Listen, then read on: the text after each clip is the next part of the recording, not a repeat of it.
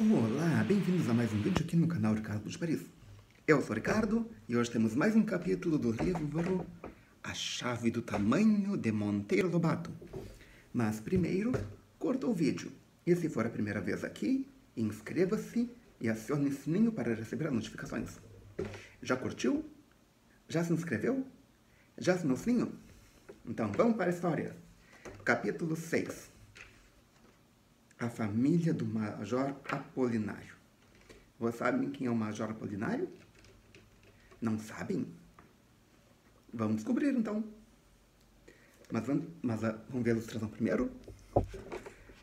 A Emília está subindo o degrau de uma escada no cabo de uma vassoura. Está engatinhando pelo cabo da vassoura. Ainda não botou roupa. Vamos ver se ela vai achar roupa nesse capítulo? Vamos descobrir. A torneira ficava a 5 palmos do chão, isto é, a 100 alturas da Emília. Pareceu-lhe a maior torneira do mundo. Em geral, as torneiras de jardim não ficam bem fechadas, pensou ela, de modo que de vez em quando cai um pingo. Lá, portanto, é provável que eu encontre água. Emília desceu da folha de samambaia e avançou na direção da calçada. Teve a sorte de ver o chão com folha de iuca mexicana que o jardineiro podara na véspera e deixara caída por ali. Talvez o apequenamento o tivesse colhido durante o trabalho. Onde andaria o pobre jardineiro? No papo de algum passarinho, com certeza. Emília caminhou muito bem por cima da única folha de iuca e assim chegou à beira da calçada sem judiar dos pezinhos na dureza das pedras. Você sabe o que é essa planta? Onde é que está o nome? Iuca? Iuca mexicana? Se sabe, coloca nos comentários aqui embaixo. Como é que é essa planta? E você já viu ela? A altura da calçada seria uns 20 centímetros, o que representava 20 alturas da Emília. De modo que ela ficou a olhar para a semelhante barreira como se fosse a muralha da China. Que colosso! Como galgar tamanha escarpa? Se fosse formiga dotada de 6 patinhas, nada mais simples. Naquele momento, 2 formigas ruivas subiam pela pedra com a mesma facilidade com que andavam no plano. Mas para um bípede de 1 centímetro de altura, obstáculos de 1 palmo são muralhas intransponíveis. Emília seguiu pela beira inferior da calçada na esperança de encontrar um subidor qualquer. Logo adiante deu com uma imensa cobra vermelha que descia da calçada, atravessava o pedregulho e afundava a cabeça amarela na grama do canteiro próximo. Emília aproximou-se cautelosamente. Viu que era o cano de borracha do jardim. Cano de borracha do jardim. Será que não era a mangueira? Parou diante dele e mediu com os olhos, diâmetro igual a 3 vezes a sua altura. Se pudesse trepar e caminhar por sobre esse cano, seria fácil transpor a escarpa e descer no cimento. Por felicidade, a cabeça da cobra, isto é, o esguicho de metal amarelo, afundava na grama do canteiro. Emília foi para lá, agarrou-se às folhinhas de grama e depois de várias manobras conseguiu trepar sobre a borracha. O resto foi fácil. Seguiu pelo cano até a escarpa, isto é, a ponta em que o cano subia do pedregulho à calçada. Esse trecho íngreme ela o galgou de gatinhas. Ótimo!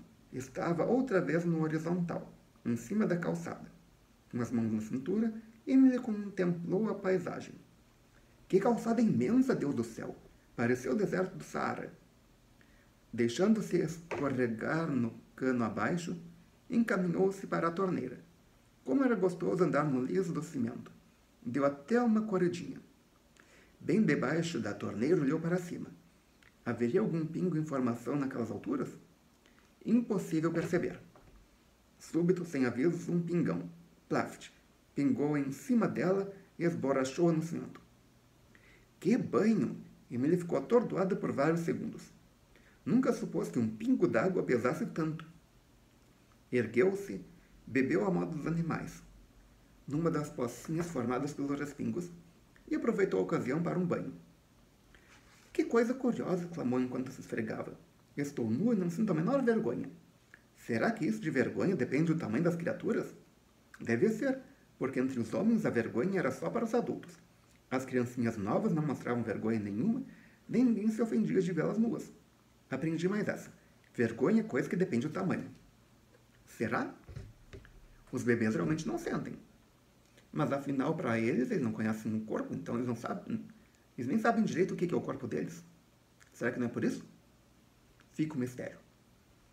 Ou coloque sua teoria aqui embaixo. A Emília está certa ou errada e por quê? A torneira ficava perto de uma enorme escadaria de 5 degraus. A escadinha da varanda das trepadeiras. Lá no quarto degrau, Emília percebeu viventes. Firmou a vista. Eram 2 insetos cor-de-rosa e um preto. Insetos desconhecidos e evidentemente descascados. Emília chegou mais perto, compreendeu tudo. Meu Deus do céu, aquilo é gente! Era de fato gente, gentinha como ela. Os donos da casa, com certeza. O inseto preto seria uma tia Anastácia de lá, a cozinheira. E Emília teve, assim, a primeira prova provada de que o apequenamento também havia alcançado outras criaturas. Bom, vou dar uma subida até lá para conversar com aqueles companheiros. Mas havia escada com cada degrau 20 vezes a sua altura. Ah, se aparecesse por ali a mutuca. Emília viu um enorme pau caído sobre a calçada e compreendeu que era a vassoura. Com certeza a negra estava passando a vassoura na calçada e no momento em que ficou pequeninha, a vassoura escorregara a escada abaixo e era agora o tal enorme pau. Felizmente a palha encostava no chão, de modo que Emília pôde subir até lá, equilibrar-se em cima do pau, e lá se foi engatinhando. Ao chegar ao ponto desejado, pulou. Ou seja, é a ilustração que aparece na capa. A ilustração que eu mostrei agora há pouco. Lembram? Quando a viram engatinhando por cima do cabo da vassoura, as criaturas do quarto degrau supuseram tratar-se de um médio-palmo. Mas médio-palmo não pula, de modo que o pulinho da Emília fez que todos se recuassem assustados. Não tenham medo, disse ela aproximando-se. Também sou gente. Sou Emília lá do sítio de Dona Benta, que fiquei pequeninha e ando em explorações pelo mundo. É Emília mesmo, mãe, gritou um menino que também andava por ali, e só então ela viu. Conheço os livros que falam dela. A cara é a mesma, o jeito é o mesmo. Só falta a roupinha de xadrez. E quem é você? Perguntou Emília. Sou Juquinha. E esta é a Candoca, minha irmã, disse o menino apontando para outra criança. E o que aconteceu aqui? Não sei. Era de manhã e estávamos na mesa almoçando. De repente, uma panaria sem fim nos enleou e foi um custo para sairmos de dentro. E todas as coisas eram enormes, enormíssimas, como a senhora vê. A casa cresceu que não tem mais fim. Nossa roupa evaporou-se num mistério. Emília viu que eles não estavam compreendendo a verdadeira situação. Julgavam-se do mesmo tamanho de sempre. As coisas em redor é que haviam crescido. Será que foi as coisas em redor que cresceram ou as pessoas que diminuíram? Fica o mistério. E, senhor, quem é Juquinha? Seu pai? Sim, meu pai, e ali está a mamãe. A criada é a tia Febrônia, nossa cozinheira. Papai perdeu a fala. Coitado. Tamanho foi o susto. E mamãe está muito triste com o desaparecimento de vovó. Como desapareceu sua avó? Desapareceu porque não aparece, explicou Juquinha. Depois que conseguimos nos livrar daquela inundação de pano, reunimos-nos todos debaixo da mesa, menos vovó. Até agora nem sinal. Emília compreendeu o caso. A pobre velha não tinha podido safar-se de dentro de suas próprias roupas e com certeza havia morrido asfixiada. Se o apequenamento foi coisa para a humanidade inteira, então milhões de criaturas deviam ter perecido como a avó daquele menino, pela impossibilidade de saírem de dentro das suas próprias roupas. Nada mais claro. Como se chama sua mãe? Nonoca. Emília dirigiu-se para a dona Nonoca, que estava chorando. Contou-lhe 1000 coisas, as suas aventuras no jardim, a luta com a aranha, o perigo das aves, o almocinho de mel que havia feito. A mulher chorava, chorava. Chorar não adianta, Dona Nonoca. O que temos de fazer é nos adaptar. Dona Nonoca não entendeu essa palavra tão científica e me explicou-se. Adaptar-se quer dizer sujeitar-se a situações. Ou fazemos isso ou levamos a breca. Estamos em pleno mundo biológico, onde o que vale é a força ou a esperteza. A senhora até que teve muita sorte de que nenhum passarinho ou gato a visse. Como vieram parar nesse degrau? A pobre mulher contou que depois do desastre, eles vieram caminhando até a varanda para ver como tinha ficado o mundo.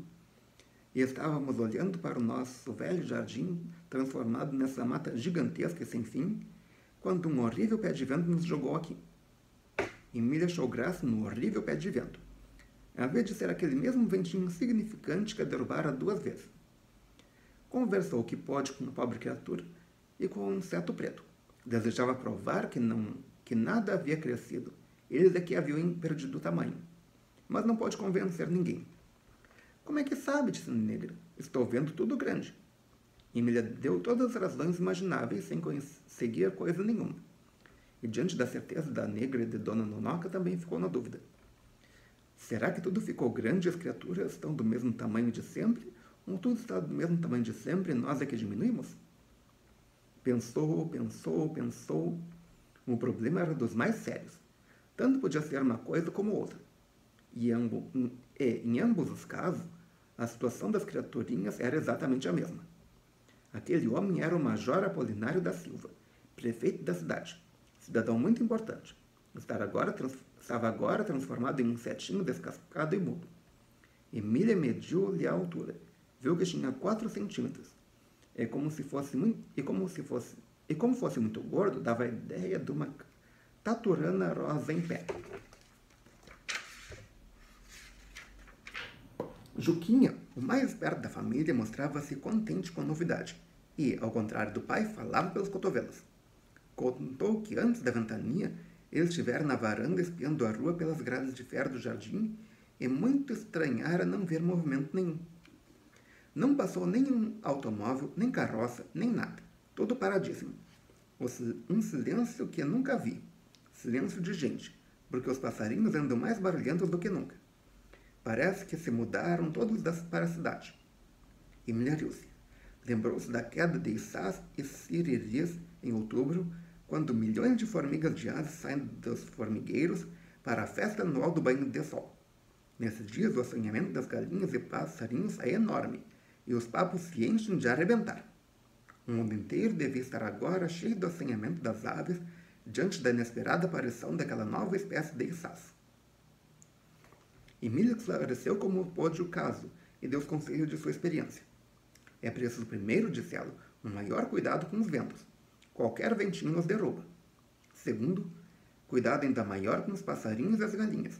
Basta dizer que eu estou aqui, nessa terra desconhecida, justamente por causa de um simples pinto surdo que ainda ontem corria de medo de mim. Terceiro, cuidados com os buracos redondos, porque em geral tem moradores dentro e esses moradores se defendem. Em vez de buraquinhos redondos, temos de procurar vãos, fendas e outros abrigos naturais não feitos por nenhum colega. Colega? Sim, nossos colegas são agora os bichinhos do chão e do ar. Quarto conselho, cada um que arranje um espinho de cacto, porque se não fosse este aqui, e mostrou a sua lança, eu já estava sugada por uma aranha. Mas onde poderemos arranjar essa arma, quis saber Juquinha. Esta encontrei perto do violetal no chão. Mas criaturas grandes, como seu pai, sua mãe e tia Febrônia, podem usar alfinetes. Não há alfinetes aqui em casa? Neste momento, um miado de gato assustou Emília. O menino, porém, e a negra fizeram um cara alegre. É o Manchinha, disseram os dois ao mesmo tempo. Que Manchinha? Perguntou Emília. O nosso gato amarelo. Emília horrorizou-se, pois então estava com um gato ali perto e não se escondiam? Ele é o que há de manso, disse a boba da Febrônia. Dormia na minha cama. Fui eu que o criei. Oh, estupidez humana, pensou Emília. Será que esta gente supõe que o gato vai reconhecê-los e continuar bonzinho como era? Explicou-lhes isso e aconselhou-lhes a procurarem refúgio. Mas quem pode com a burrice de certas criaturas? Ninguém acreditou em suas palavras. Riram-se. Até o major Apolinário riu-se. Pela primeira vez depois do apequenamento. Você diz isso porque não conhece Manchinha, observou Dona Nonoca. Não há no mundo gato mais meigo. Mas pega camundongo? E isso pega. E gafanhotos? Também pega. Ainda ontem andou atrás de um gafanhoto aí no jardim. E acha então que ele tem inteligência bastante para nos distinguir de um gafanhoto ou de uma barata? Major riu-se de novo. Ele ainda estava com a ideia de gato, própria das gentes que possuem um tamanho. Emília tentou esclarecê-los e explicou aquela história da ideia filha da experiência. A ideia de gato, Sr. Apolinário, vinha da nossa antiga experiência de criaturas tamanhudas em relação aos gatos. Era a ideia de um animal perigoso para ratos, baratas e gafanhotos, mas inofensiva para nós.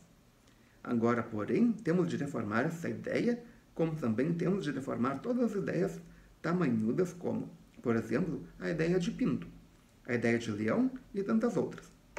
E quem não fizer assim está perdido. O major não entendeu. Era burrice em pessoa. Achou aquele sermão com cara de coisa de livros. Nesse momento, Manchinha miou novamente mais perto.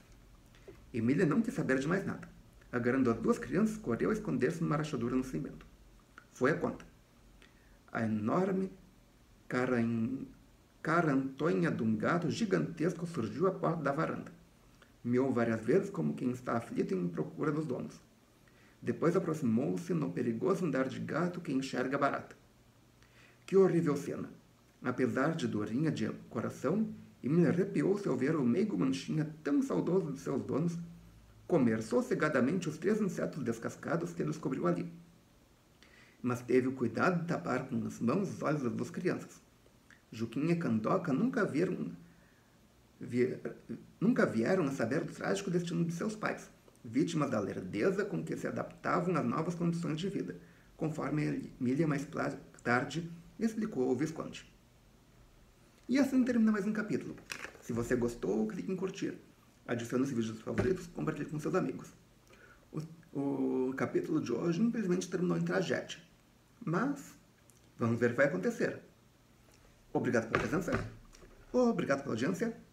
Até amanhã com mais um vídeo e melhor possível. E coloque nos comentários o que você achou disso.